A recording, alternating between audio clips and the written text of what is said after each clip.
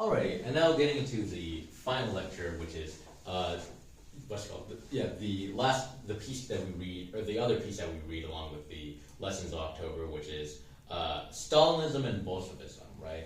And I would say that, like, even though this week is titled the lessons of October, I would actually say this is probably the more primary piece in our syllabus, because in some sense, here's where we're really getting into the historical regression of Marxism, right? Because so Trotsky writes Stalinism and Bolshevism in 1937. I will note, when it came down to our history timeline, we only talked about the 1920s, so we didn't go as far as talking about what, the context in which Trotsky writes this. We'll deal with that for next week, but right now I'm just going to give a very broad, I'm going to give an overview of the work and then, become much more specific with it. So Trotsky basically makes a note here that, hey, what Stalinism, let me back up. So Trotsky basically makes a note here that, so when Trotsky writes his work, Bolshevism and Stalinism, basically there's a huge controversy regarding the history and legacy of Marxism, where many people are, disavowing Marxism, they're disavowing Bolshevism, and the reason why they're disavowing Bolshevism and Marxism is because they look at the Soviet Union, they look at Stalin, and they're like, damn, this is what it has all led up to, right? And Trotsky writes this piece to basically say, Trotsky basically writes this piece in order to defend the Soviet Union, or defend, in some sense, the Bolshevik Party, and say that actually Stalinism is not, Stalinism is not Bolshevism, and Stalinism is not even Marxism, right? How does he make this argument? So he makes this argument by basically before I do that, first I'm going to read this quote that I believe the work begins with, to kind of illustrate like like the context in which Trotsky is writing this. So Trotsky says, reactionary epochs like ours not only disintegrate and weaken the working class and isolate its vanguard, but also lower the general ideological level of movement and throw political thinking back to stages long passed through. In these conditions, the task of the vanguard is, above all, not to let itself be carried along with the backward flow. It must swim against the current. If an unfavorable relation of forces prevents it from holding political positions that has won, it must at least retain its ideological positions, because in them is expressed the dearly paid experiences of the past. Fools will consider this policy sectarian. Actually, it is the only mean of preparing for a tremendous new surge forward with the coming historical tide. So what Trotsky is saying in this is that, with kind of with the advent of regression, on the left, there's two tendencies. There's the left tendency, which is when the vanguard seeks to hold on to the revolutionary heritage of the history of the left and educate new cadres into the struggle. And then there's the right, the right tendency, which is kind of, in this kind of like in being frightened of regression, or in this kind of being frightened by defeat, they abandon the revolutionary heritage and try to go, back to, try to like return back to like a new world, right? Or they try to find like new ways of doing this, right? Rather than delve into the context of the text, I'm going to talk more about, like, in some sense, what is the text getting at, right? So Trotsky makes a note here that, let me slow down. So, let's talk about the whole phenomena of Stalinism. So Trotsky makes a note here that, Marxism emerged as a, 19th century, political movement that sought to, Marxism emerged in the 19th century as a political movement trying to overcome capitalism. Right? It was in some sense, it was the highest consciousness for world revolution. Right? It was the highest consciousness it was the highest consciousness of the crisis of bourgeois society that that sought to go beyond itself. Right? That sought to create a free world, right? The highest expression of, in some sense, the liquidation or the regression within Marxism is as Marxism grew from the first international to the second international, and from the second international to the third international, you had Marxism degrade into social democracy, right? So in some sense, the reaction of Marxism that emerged from Marxism was kind of the development of opportunism and reformism, or social democracy becoming a kind of it's social democracy becoming opportunistic, right? Becoming this idea of evolutionary socialism. However, within this kind of crisis of Marxism and social democracy, or kind of Marxism and its regression, right, or Marxism and its kind of like mirror reflection, you had the highest expression of Marxism, which was Bolshevism, right?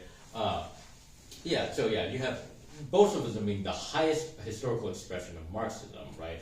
Which is, and why the Bolshevism is where does Trotsky get the faith to make this claim of Bolshevism as the highest historical expression of Marxism? Is because Bolshevism established the first real worker state in the world, right? Bolshevism is the highest historical expression of Marxism. However, with the Bolshevik Revolution, Russia has an isolated revolution, and if people will remember, all the way back in 1905 or 1906, when Trotsky writes "Results and Prospects," Trotsky makes the prophetic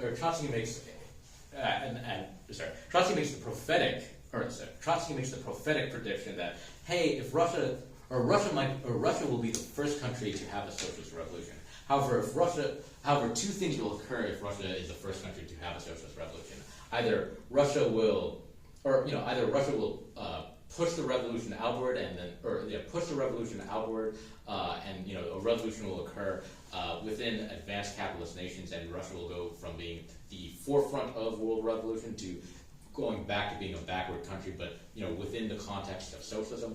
Or Russia will be isolated, and if Russia is isolated, what that will do is Russia will degenerate internally, right, through bureaucratic pressures. Through bureaucratic pressures and backward elements within the country, and from the outside, from imperialist pressures, trying to throw Russia back into reaction. Well, looks like Trotsky, as a prophet, turned out to be right. Unfortunately, his optimism that the world revolution would occur wasn't right. Instead, his other prediction that Russia would degenerate, or that the Soviet Union would degenerate, did become true. So, here Trotsky makes the point that Stalinism is not the logical progression, Bolshevism is not the logical consequence of, Stalinism is not the logical consequence of Bolshevism, but rather that Stalinism is the Thermidorian reaction to Bolshevism. So during this time, people are making this accusation that, Stalinism comes out of Bolshevism, and this is why we have to reject, Marxism entirely. What Trotsky is saying that, no, actually, yes, Marxism leads to Bolshevism, and yes, Bolshevism did lead to Stalinism. However, Bolshevism did not lead to Stalinism. Bolshevism did not lead to Stalinism. Logically, it led to it dialectically. In the same way that Marxism does lead to social democracy, but does not lead to social democracy logically, but dialectically, right? It's a a reaction, right? It's a reaction that can only occur because of a force in the first place, right? And so Trotsky then goes on to say that he and the left opposition, they're continuing the legacy of Bolshevism. Trotsky labels himself as a Bolshevik Leninist, so does the left opposition. However, because the Stalinists also labeled themselves as Bolsheviks and, derisively, or in some sense, derogatorily call Trotsky and his, left opposition Trotskyist, in some sense, it's like, what is the logical succession of Bolshevism? Here, in some sense, the argument here is the left opposition is, or the Fourth International is, right? The left opposition later becomes the Fourth International, but we'll talk more about that next week when we deal with the 1930s.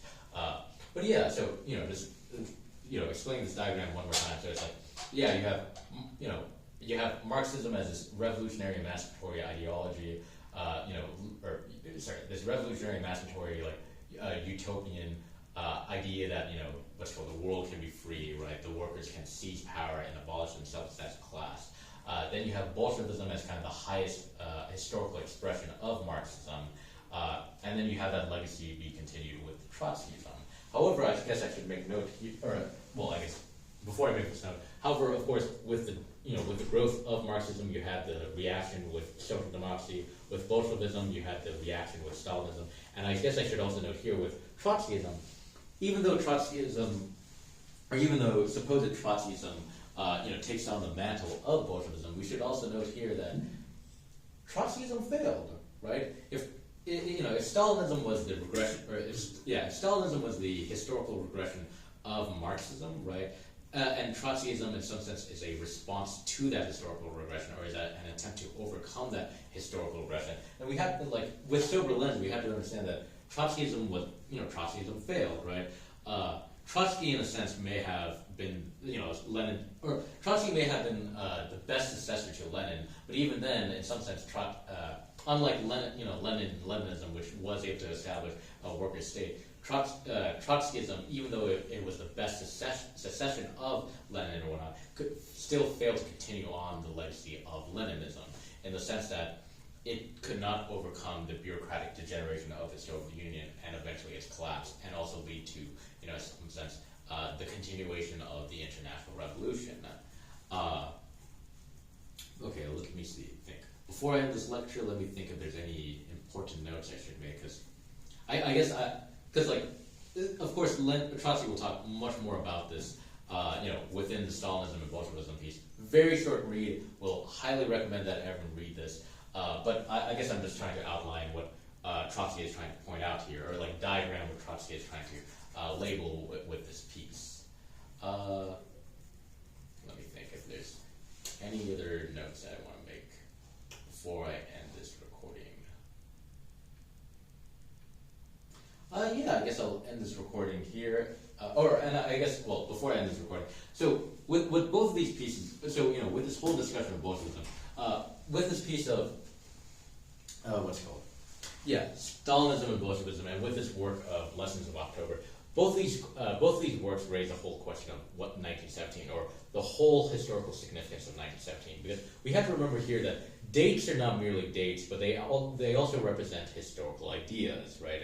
They're also expressions of historical. So in some sense, you can during the Second International, one could take a gauge of someone's political opinions by saying, "Oh, are you a supporter of 1789 or 1793?" This was a question in regards to the French Revolution. What these two works highlight in some sense is the historical significance of 1917, which is 1917 is a question of, 1917 is a question of in one sense, the highest historical expression of Marxism, or in some sense, is a question of Bolshevism. That is the crisis of Marxism. So the question of 1917 is basically the question of proletarian power, the dictatorship of the proletariat, right? It's also in some sense a question of, it's also this question of, in some sense, the world and the subjunctive, right? Which is the idea that could have 1917 led to world revolution and world emancipation rather than, in some sense, the horrors of Stalinism and fascism, right? Let me think what else I want to note with 1917.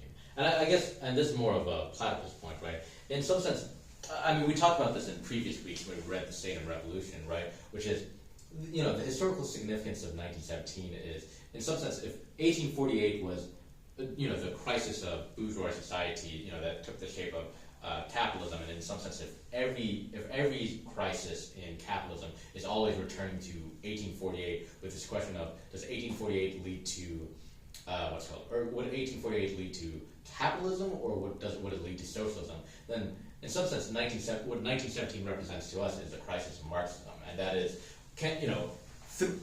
basically through the internal debates of the left, if there is controversy and if there is regression to the left, if we've regressed from 1917, there's a question of, can we regress to 1917? That is, can we regress back to the crisis of Marxism? Could 1917 lead to, in some sense, the completion of Bolshevism through the World Revolution, or what must it degrade to kind of Stalinism, right? This is a dire question for the left. Yeah, I'll end the recording there, and then we'll get into discussion.